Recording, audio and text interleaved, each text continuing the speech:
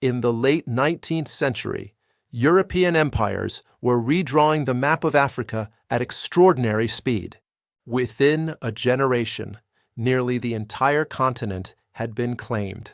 But in March 1896, in the mountains of northern Ethiopia, an African army defeated a European imperial invasion. The Battle of Adwa forced the colonial world to confront something it had assumed impossible: an African state defending its sovereignty against a European empire. European empires were redrawing the map of Africa at extraordinary speed. Within a generation, nearly the entire continent had been claimed. But in March 1896, in the mountains of northern Ethiopia, an African army defeated a European imperial invasion. This confrontation became known as the Battle of Adwa, and its outcome forced the colonial world to confront something it had assumed impossible: an African state successfully defending its sovereignty against a European empire. When people say Ethiopia was never colonized, they are referring to the scramble for Africa. During this period, most of the continent was partitioned among European powers. Ethiopia maintained sovereignty during that era. Decades later, imperial ambition would return to Ethiopia. Yet the lesson of Adwa could not be erased. Empire was not invincible. In the 1870s, European powers controlled only a small portion of Africa's territory. Within a few decades, nearly the entire continent had been partitioned. This rapid expansion became known as the scramble for Africa. Against this backdrop, Ethiopia remained one of the few African states still exercising full sovereignty. European powers formalized many of their territorial claims at the Berlin Conference. One concept became central: effective occupation. A claim to territory would only be recognized if a power demonstrated real control on the ground. This administrative framework helped transform imperial ambition into internationally recognized borders. By the late 19th century, Italy sought to establish itself as a major European power. An overseas empire was seen as proof of national prestige.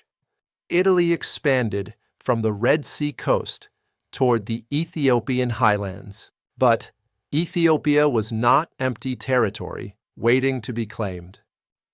Imperial expansion across the continent required significant logistical infrastructure. Italy already possessed a coastal colony to the north of Ethiopia. From this base, military planners believed they could extend control inland. But the Ethiopian highlands would soon challenge those assumptions. Italian planners believed Ethiopia could be subdued by a relatively small expeditionary force. But by the 1890s, Ethiopia was consolidating under Emperor Menelik II into a centralized imperial state capable of large-scale mobilization. Diplomacy, alliances, and access to modern weapons strengthened the empire's military capacity. Adwa would reveal how deeply European assumptions had underestimated Ethiopian power. In 1889, Ethiopia and Italy signed the Treaty of Wuchale. The agreement appeared to establish friendly diplomatic relations. But one clause contained a dangerous ambiguity. In the era of empire, a single sentence could change the fate of a nation. Article 17 of the treaty existed in two versions. The Amharic version stated that Ethiopia could use the Italian government in foreign relations. The Italian version translated the clause as must. On this basis, Italy announced that Ethiopia had become an Italian protectorate. Menelik rejected the claim immediately. Historians have long debated the treaty dispute. Scholar Sven Rubinson argued that the Protectorate Clause had no legal validity. The obligation present in the Italian version did not exist in the Amharic text. From that perspective, Adwa did not end a protectorate. It destroyed a claim that should never have existed. In September 1890, Menelik formally repudiated the protectorate claim. In 1893, he denounced the treaty entirely. The conflict was no longer about translation. It had become a struggle over sovereignty. Italy chose to enforce its claim by force. If diplomacy failed, an army would impose the protectorate. But Ethiopia was preparing its own response, and that response would reshape imperial expectations. When conflict became unavoidable, Ethiopia mobilized on a scale few Europeans expected. Estimates suggest Menelik assembled roughly 100,000 fighters. Many Ethiopian fighters carried modern rifles acquired through international trade in the years before the war, while others still fought with older firearms or traditional weapons. The Italian expeditionary force now faced an army far larger than anticipated. Women played essential roles in the campaign. They organized logistics, carried supplies, supported medical care, and strengthened morale. In Ethiopian memory, Empress Taytu was a central figure in strategy and leadership. Victory required more than soldiers. It required an entire society mobilizing together. Menelik also used information strategically. Rumors circulated suggesting Ethiopian divisions and weaknesses. These signals encouraged Italian commanders to underestimate their opponent. Sometimes the most powerful weapon is not a rifle, but a miscalculation.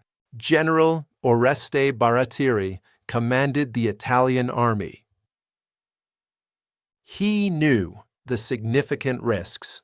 His forces faced supply shortages, unreliable maps, and an opponent far larger than expected. But pressure from Rome demanded action. On February 28th, Prime Minister Francesco Crispi urged Baratieri to attack. The following day, roughly 14,000 Italian troops advanced. They would face an Ethiopian army several times larger. Politics had now chosen the battlefield. Adwa's rugged terrain shaped the coming battle. Mountains and narrow passes disrupted coordinated movement. Navigation errors began to separate Italian columns. In this landscape, control could vanish quickly. Both armies faced supply difficulties. Food, water, and ammunition were limited. Neither side could delay indefinitely. The pressure of scarcity forced decisions. Italy attempted a night advance toward Adwa. The plan relied on coordination between separate columns, but poor maps and difficult terrain disrupted the maneuver. Before sunrise, the army was already losing cohesion. At dawn, Italian units encountered Ethiopian forces. Separated columns faced overwhelming pressure. What began as a battle quickly turned into disorganization. And ultimately, disorganization became defeat. The Ethiopian army at Adwa was not an unarmed force confronting modern Europe. Many Ethiopian soldiers carried modern rifles purchased through international trade networks in the years before the war. Others still fought with older weapons or traditional arms. Adwa, therefore, was not a simple clash between modern and primitive armies. It was a battle between an invading imperial expedition and a large African army that had deliberately prepared for war. Many troops fighting under Italian command were Ascari. These were African soldiers recruited and trained by European colonial powers. Empire often relied on colonized populations to enforce its expansion. Adwa exposed that system under extreme pressure. As Italian lines collapsed, retreat began. But retreat through mountainous terrain shattered remaining cohesion. Units separated, communication failed, and losses mounted. The expeditionary force was disintegrating. More than 6,000 Italian soldiers were killed. Thousands more were captured after the battle. Ethiopian losses were also heavy. Victory at Adwa came at a serious cost. Ethiopia now held thousands of prisoners.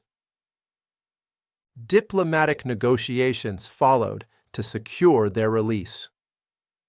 Victory on the battlefield was now being converted into political recognition.